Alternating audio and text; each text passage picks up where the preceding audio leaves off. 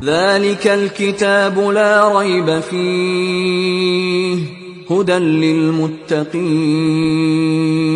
Makanya Al-Quran bilisanin Arabiyyin mubin, dengan bahasa Arab yang menjelaskan. Disitulah as-salaf mengatakan bahwasanya beriman pada Al-Quran dengan makna yang zahir selama tidak ada dalil lain yang menyalahi makna zahir tersebut. Kita sebagai hamba Allah, taat kepada Allah, kita laksanakan isi kandungan Al-Quran, maka itulah sesungguhnya kemuliaan yang akan didapat. Apapun yang terkait dengan Al-Quranul Karim akan mendapatkan keberkahan, kemuliaan dari Al-Quranul Karim. Huwallazi anzala 'alaikal kitaba minhu ayatun muhkamatun hunna ummul kitabi wa ukharu mutasyabihat. Baru saja kita mau baca Quran, datang ngantuk. Padahal kalau baca selain Quran tidak ngantuk-ngantuk tuh. Berjam-jam kita tidak ada ngantuk. Bahkan saat ngantuk sekalipun baca tuh hilang ngantuk. Tapi kalau pas giliran baca Al-Quran, baru aja mau dimulai, atau baru satu halaman, pindah ke halaman berikutnya sudah mulai. Ketika Al-Quranul Karim dibawa oleh malaikat Jibril, maka malaikat Jibril menjadi malaikat yang mulia. Ketika Al-Quranul Karim diturunkan kepada Muhammad sallallahu alaihi wasallam, maka Muhammad menjadi Sayyidul Anbiya wal Mursalin. Ketika Al-Quranul Karim diturunkan pada malam Lailatul Qadar, maka dia menjadi malam yang lebih baik daripada 1000 bulan. Ketika Al-Quranul Karim diturunkan pada bulan Ramadan, maka bulan Ramadan menjadi bulan yang paling baik, Sayyidus Syuhur. Ketika Al-Quran dihafal oleh seseorang dan diajarkan pula Al-Quran tersebut, maka dia menjadi orang yang paling terbaik. Ketika orang tua bersungguh-sungguh mendidik anaknya menjadi seorang hafizul Quran, maka dia akan diberikan penghargaan oleh Allah di hari kiamat kelak, akan dipasangkan mahkota kemuliaan kepadanya. Dan ketika Al-Quran ini turun di kota suci Mekah, maka Allah pun bersumpah dengan memuliakan kota tersebut. Para ahli muskilul lughat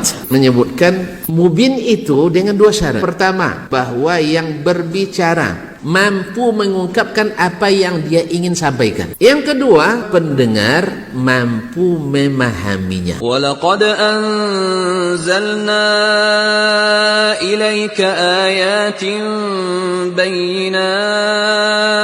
Siapa ingin mendapatkan kemuliaan, maka harus menjadi orang yang dekat dengan Al-Quranul Karim. Orang-orang yang bersungguh-sungguh berpegang teguh dengan Al-Quranul Karim. Orang-orang yang susah lisannya berucap, dia tidak seperti manusia biasa, memiliki kelancaran dalam bicara, tetapi dengan lisan yang sulit itu pun dia bersungguh-sungguh membaca Al-Quran, belajar Al-Quran. Baginya, kata Rasulullah SAW, dia mendapatkan 2 pahala. Iblis tuh, syaitan itu tidak mau dia berlama-lama dengan Al-Quran. Tapi ketika kita mau melawan itu semua, disitulah kemuliaan itu akan kita dapatkan. Al-Quranul Karim yang menjadi mukjizat terbesar Nabi SAW, bahkan terbesar sepanjang sejarah para Nabi dan Rasul, tetapi tidak keluar dari bahasa Arab yang dipahami oleh siapapun yang paham bahasa Arab. فَأَمَّا الَّذِينَ فِي قُلُوبِهِمْ زَيْغٌ فَيَتَّبِعُونَ مَا تَشَابَهَ مِنْهُ ابْتِغَاءَ الْفِتْنَةِ وَابْتِغَاءَ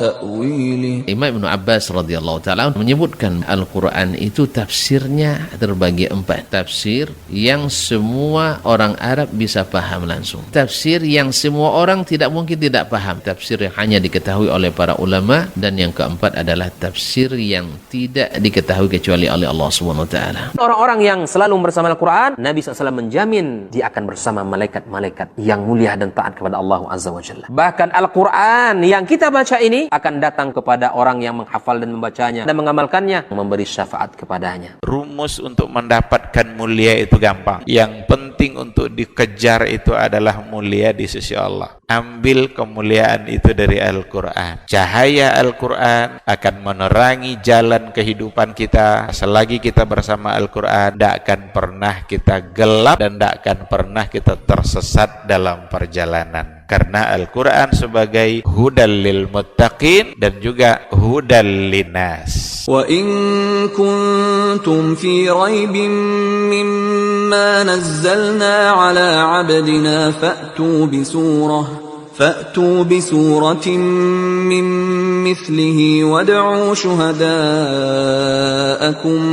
min dunillahi in kuntum sadiqin. Dan sebagian besar tafsir Al-Quran adalah jenis yang bisa dipahami langsung tanpa bertanya kepada siapapun dan bisa dipahami oleh orang Arab dengan keahlian bahasa Arabnya. Adapun yang dipahami oleh ulama itu adalah sedikit. Carilah ilmu itu dari sumbernya yang asli, Al-Quran dan hadis. Bukan berarti kita otomatis harus menjadi seorang ulama dulu baru bisa paham Al-Quran dan hadis. Siapapun yang dekat dengan Al-Quran, siapapun yang membersamai Al-Quran, siapapun yang berada dengan Al-Quran, dia akan mulia di dunia dan akan mulia di akhirat kelak. Rabbani, merajut ilmu dan peradaban.